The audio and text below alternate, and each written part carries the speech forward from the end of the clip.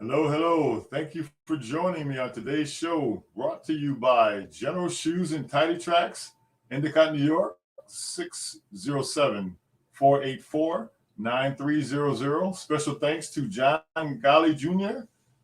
for their continued support. Now, today, I went over, asked a few questions talking about the Syracuse basketball team. Naturally, this is going to be an open discussion. We can talk about anything you like. All you have to do is chime in. And if you do send a instant message or message me, please also message me where you're from so we can give props to our support from around the country and the globe. So to get back, I had some really good comments the last time that we spoke about the Syracuse team. And the first one that I like to jump right into was from Dale Shackelford, who most of you may know as the original Shaq. And his comment was, 3 or 4 shooters need to play defense and rebound, move your feet, anticipate on defense, a little more hustle, and play some of your more athletic players. And he seems to feel that Joe Girard is not the answer. And I want to show the second part of that. It says Joe Girard is not the answer at the point. He needs to be a 2 guard. He's not a good playmaker. He does okay. We don't have anybody that's very physical. And Edwards and yeah, okay. I think there's a few extra letters in there. And Frank need to have more touches, which I agree. So point guards, I don't know anything about them. I just know that your point guard, we got used to Ed Moss, who was a pass first, create for his shooters, and then put the ball right where they wanted it. So that's what I got used to. If that's what you're using as your meter stick, I would have to agree with you. But I do see where Joe has been useful. He's hard nosed. He brings the ball down. His shot selection is a little suspect, but hey, if I'd have shot like he did, I would shoot probably 8 times more than he did. I had that bad attitude problem. That's just me. So Shaq, we've got 3 or 4 shooters. Everybody has to rebound. And what you'll find out happens is when they're shooting so many 3-pointers like they're doing against us, the ball is going to bounce over the first line of rebounders, which will be your 3 and your 4. So you're going to need everybody to turn around and put a body on who's coming to the rebound. You don't have, when I say put a body on, you don't have to grab and throw them to the ground, although that you might want to try that once a game. You actually just need to make contact with them and cause them to hesitate on the rebound. The rebound only stays up in the air a split second. So if you can get them to arrive there late, all to the benefit, it'll benefit our guys under the basket. So Shaq, thanks for your commentary there. I really do appreciate it. Let's see, we want to move on to that's Dale Shackelford, the infamous number 33. And for me, the most incredible player I've seen play at Syracuse University. I mean, I played the number 5 position my whole life. Dale played all 5 positions and mastered them. There's a difference between playing all 5 positions and mastering all 5 positions. Every year he played the center before I came to Syracuse, and graciously turned that over to me because he said he was tired of bumping and running into big guys, which I kind of craved. Then he played the 4. Then when Lewis started, he moved to the 3, and he even bumped up to the 2, and at times would bring the ball up the floor. So he was comfortable in all positions. And I say he made it very easy for us to play because somebody would be at a mismatch with him at 6'6", at about 220, and excellent back to the basket player. So somebody would get stuck with a mismatch, especially at the 2 or the 3. And that was our starting point for breaking down of the team. So, Dale, I'm still thanking you many, many years later for shaking me up and letting me know that no one player is more important than the team. So appreciate it. The original Shaq. And that is SHACK. The other Shaq, he's okay too. All right. Now, this next comment that I wanted to post up here was from Justin Loriano, who was the varsity basketball coach at Kendall High School for my nephew, which I brought my nephew in from another school because I really liked the intensity and the way that Coach Loriano was able to teach players. He since went on to coach his daughter at the university. At Brockport High School. And I'm a big fan of his daughters. I wish she would still play, but she's going on to college to further her education. So Justin, let's see here. Your comments is going to be an uphill battle this season. Coach will always have his team improve throughout, and they will do it again as they did last season. I'm in agreement with you there. The second part of your comment was they will need another scorer who can get to the basket and finish. That's also that would come in very, very handy. The defense needs to improve, and the rebounding needs to get better. Rebounding out of the zone is not easy. Absolutely right, Coach. So to talk about the finish around the basket, I mean, what he's talking about, I've seen flashes from Samir Torrance. He's quick. He gets to the basket. He's got to be able to take it all the way in there and finish it. I'm thinking that we get him to turn the corner, and they're working hard with him every day to get him to do so. When he turns the corner, that's going to be very important. Another thing that's going to be very important when you add him to the mix, and all of a sudden you can't overplay Jimmy, you can't overplay Buddy, you can't overplay Cole, because all of them have the ability to put the ball on the floor to get to the basket. But it becomes difficult when there's a player that's able to double team. So if one of the players from the other guys is able to double team, Jimmy going to the basket, or Buddy going to the basket, or Cole going to the basket, that throws a wrench into the works, like throwing a wrench into the motor. That creates a problem for Syracuse. So if we can get that one guy, that can put the ball on the floor, get to the basket, and finish, it's going to make it a lot easier for other guys to do so. And while all this is going on, you have Jesse, who is, you have to play one-on-one. You can't double team. Now you're going to start noticing as you go ahead, they're going to want to double Jesse. They're going to want to double Jesse. But the cool thing about being a center is when you catch the ball and you turn, you want to be able to cut out that double team. So you put the part of the double team behind you and then make a strong, quick move to the basket, which will leave a double team that's useless, and somebody's going to be able to crash the boards to get to the offensive rebound. So by having a player that can put the ball on the floor and create a double team, another double team. So you got Buddy, make that Jimmy, which I love Jimmy. Jimmy's 6'9", he handles the ball like a guard. I've always been a big fan of Jimmy ever since I saw him handle the rock, and I think he can be useful. You don't have to be the fastest guy in the world. You can make up with it. You can make up for it with intensity and intelligence. So thanks a lot there, Coach. What do we have here? Another comment from Al. Love the player that Jesse and Frank have become, but you see the energy John Bowl comes in with. That's the energy level that we need to play to compensate for other deficiencies. As we're just saying, when you have, you can cover other deficiencies by playing with intensity and intelligence. Thanks, Al, for that comment. Let's see what else we got going on here.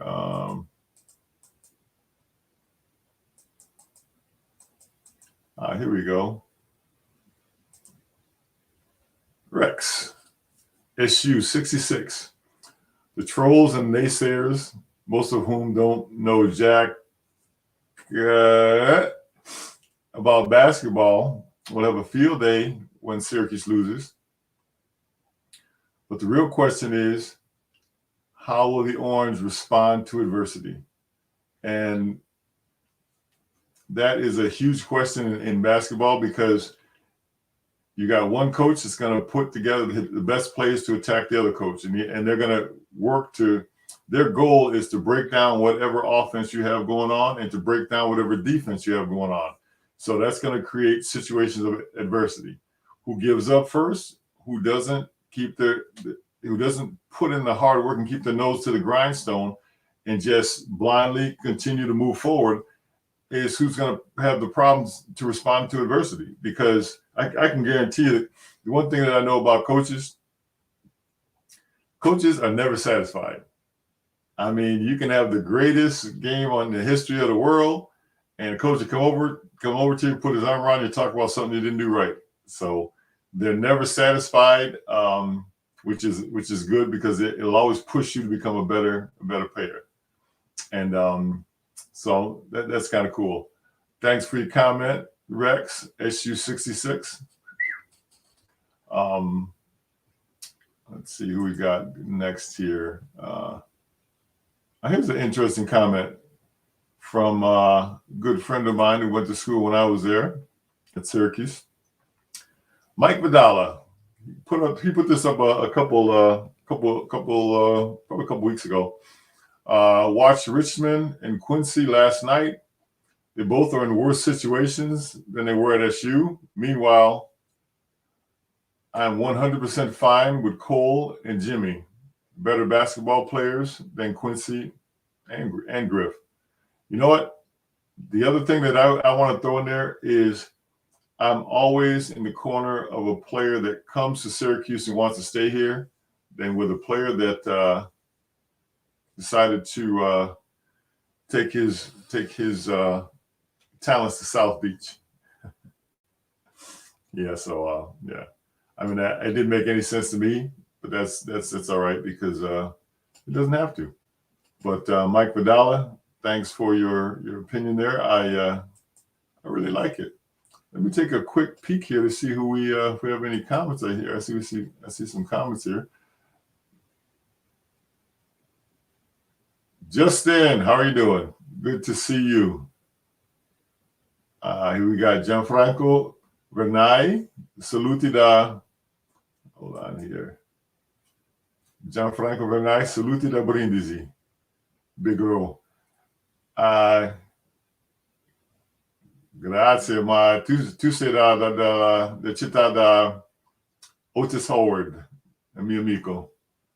Ma thank you very much.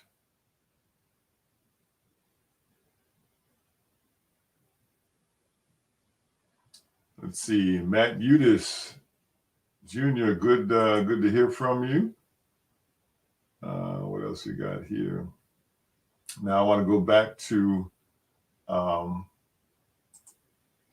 another question that we got just recently, and it's pretty interesting because it comes from Keith Douglas. Now let's have a look. Keith Douglas, non-Cuse related, but what are your thoughts, Jordan or James? Who would you pick? Very interesting question.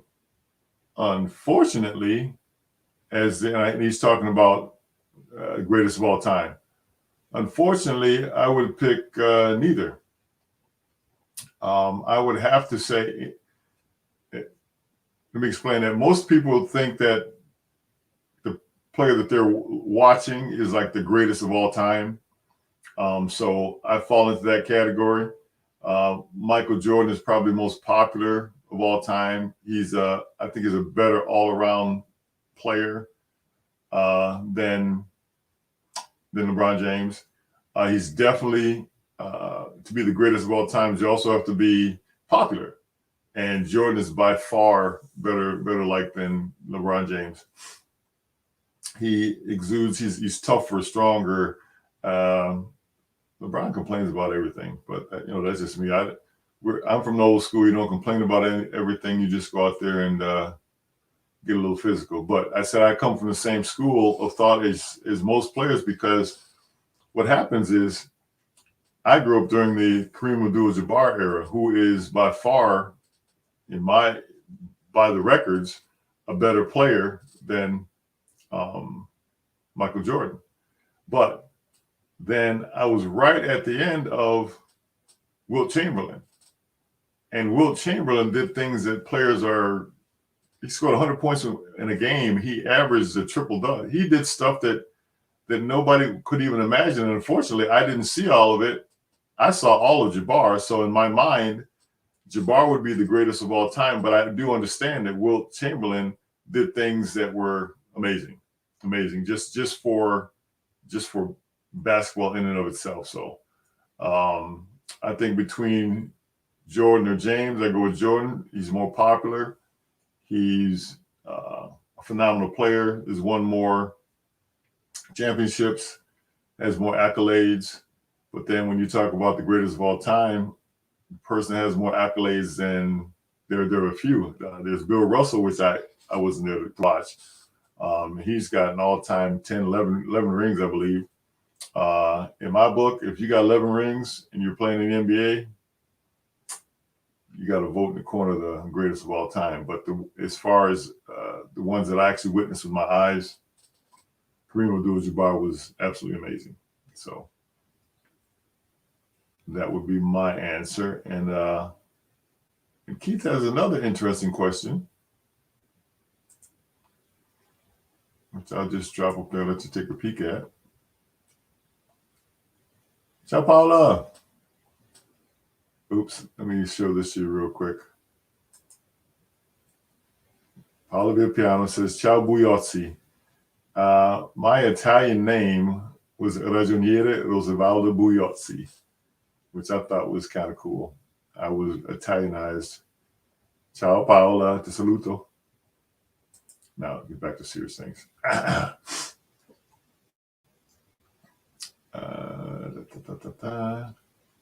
Okay. Did you have any pregame rituals in high school, college, or during your professional career? Well, okay. In high school, our ritual was in warm-ups. As soon as warm-up started, we went 100 miles an hour so that we were totally ready and basically in a full basketball sweat before the jump ball started. So that I would say that was part of my that was one thing that I was focusing on is part of my ritual. So we just went 100 miles an hour all throughout the warm-ups. Not so much a ritual, it was just a mindset. Let me see. And that was in high school, and we did pretty good. We were 65-1. We're number one high school, small school in New York State, 2 years in a row. Number one player in New York State, small schools, 2 years in a row. Oh. All righty. So I guess that kind of worked. Now in college, pretty interesting. My pregame, I did the warm-ups like everybody else did, but one thing that I always did is I would sit on the floor and I'd find the guy that I had to play against and I'd watch him as he would during warm-ups. Now, and I always had a smile on my face because the only thing that I knew about basketball at that point, or that I was going to focus on, was I knew that I could run wide open for 45 minutes. And I had a smile on my face because I was just psyching myself out because I was so I was 7 feet, 190 pounds. And the guys I would play against were 6'10", 6'11", 240, 250, 260. So I just knew that I was going to give them headaches because I was going to run them until they dropped. So a part of my psych out was to watch them warming up and just keep with my engines revving. I was just, okay, I'm ready to go. And the second thing, the reason that I was watching them shoot their warm-ups is when you're shooting warm-ups, you want to look good in front of the crowd. So you're going to shoot from your favorite spots. So I would watch them shoot from their favorite spots. And in my mind, that game, they would never, ever get a shot from their favorite spot, because whenever they tried to move there, I'd be standing on it. So you can play. They may have a good game, but they're not going to get real comfortable shooting their best shots, because I'm not going to let them, because I know where their favorite spots are. Keep that in mind. Let's see here. And as a professional, I got, as I got a little older, so as a professional, so let's fast forward ahead about 15 years, getting ready. I'm playing for Cantu, and we're getting ready to play for the championship of Copa Cord. It's a European championship. So I had this interesting ritual. My ritual was, I had a 1985 Mercedes 500 SEC, which basically it's a 300 horsepower race car. It's a 4-seat. It's actually a 2+2 race car.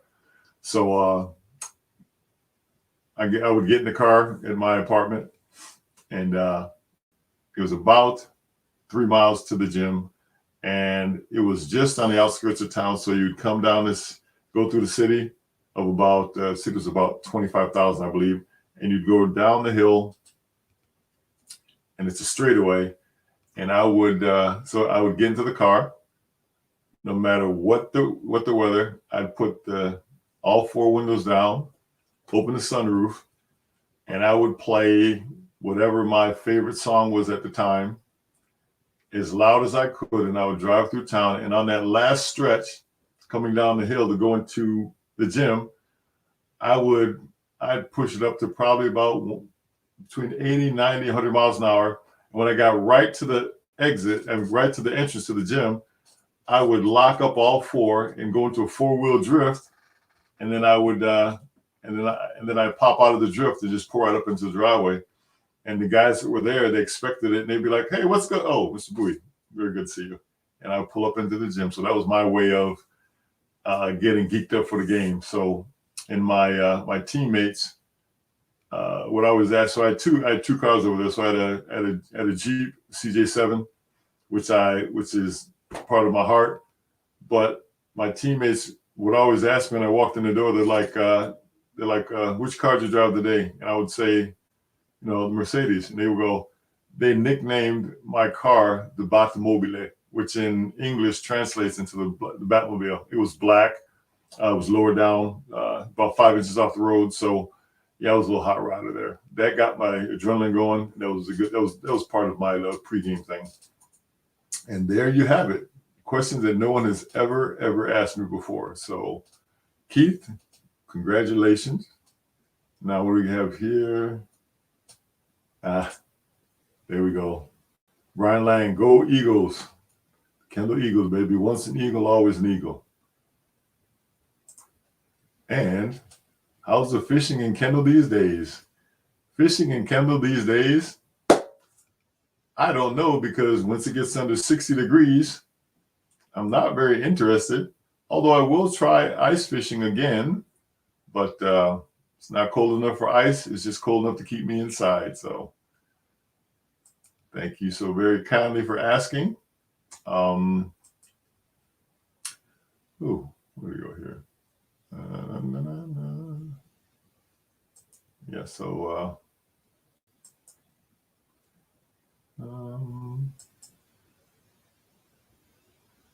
here we go.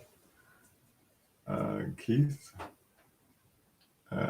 we're not having technical difficulties. I'm just trying to control everything that I'm doing here. I'm learning slowly but surely. There we go. And that's pretty much all I had to say today. Anyone that comes through and later when they see this, don't be afraid to give me a holler or leave some other questions, and I will post them just as I did this this afternoon.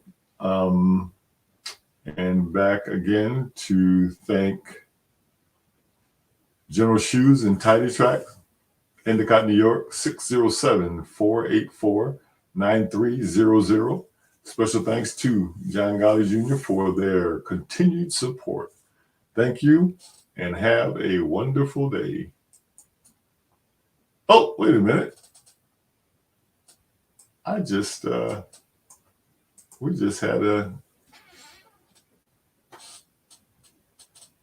this is Todd Bergen. Todd, you know I had to stop the show to come back here and talk to you. Syracuse graduate Todd Bergen, orange brother from another mother. Well, Todd, this is the deal. You know the teams, Coach Boeheim is most dangerous when people count them out. So if people are thinking, will this team be good enough to make it to the NIT? I'm telling you, somebody's going to get a rude awakening somewhere. That's all I got to say. Syracuse University is most dangerous when people count them out. I do seem to remember, didn't they're totally ignored for was the year 2003? They weren't even ranked. Hey, just hold on and get ready for the ride. And another friend of mine from Europe, who's the toughest big you ever had to play against in Italy or here? I would say talent-wise, may have been Joe Barry Carroll. But Joe Barry Carroll, by being a 7-footer, was easy for me to play. Oh, here we go. Hold on. I got to put my there you go, Todd. You know I love you, man. You can do no wrong in my eyes. So I'd have to rank them. So most talented offensively would be Joe Barry Carroll. The one that I had the toughest time playing would have been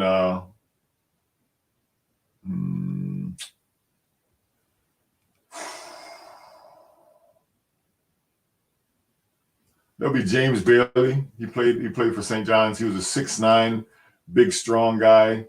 I don't have problems playing against 7-footers.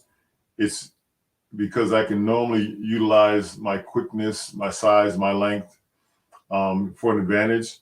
But against Joe Barry Carroll, against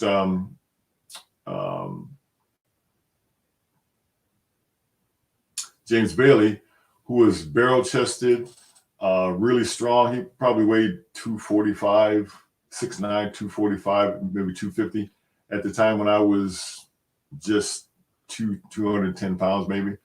And he could jump out of the gym. He was a big-time leaper. A lot of people don't remember, but he's one of the few players that blocked Michael Jordan. Like it was one-on-one. Michael Jordan was coming down for the dunk, and he met him and pinned it.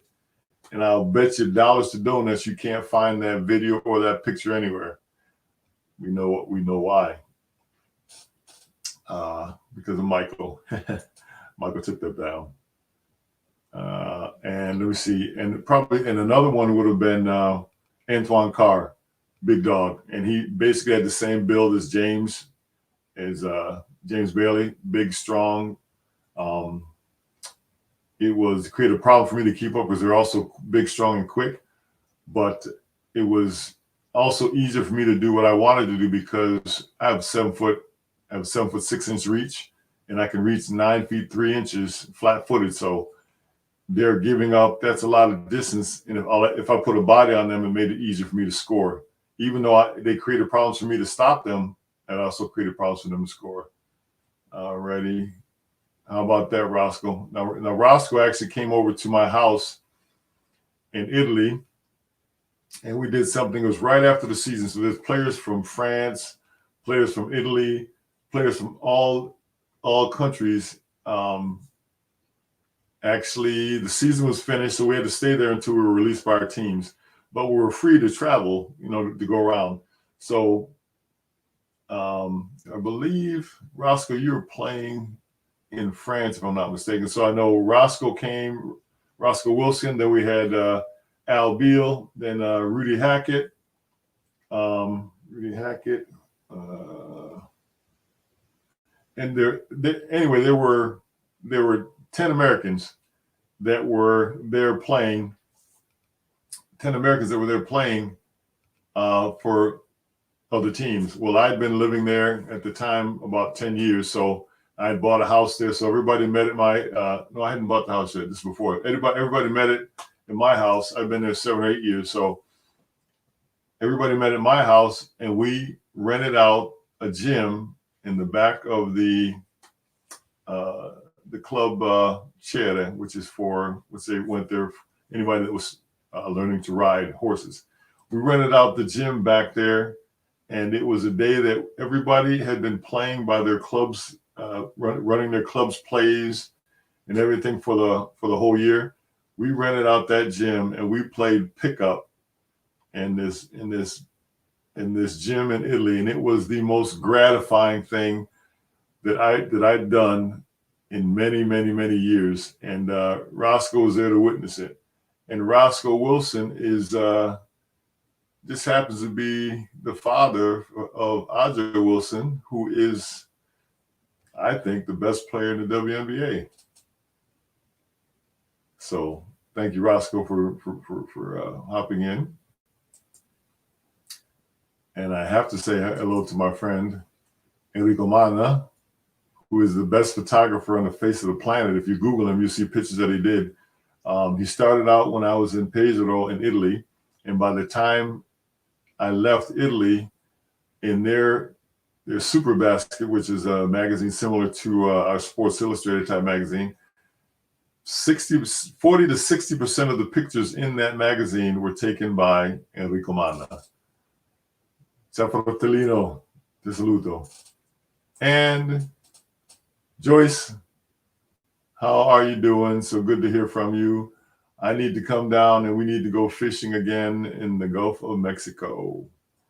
That was great. The last time I was down there is when I went down and Joyce joined us for the Final Four in Houston and then took me out fishing the next day. So I didn't see the finals of in that particular year because Syracuse got knocked out. So in my mind, the NCAA tournament was over.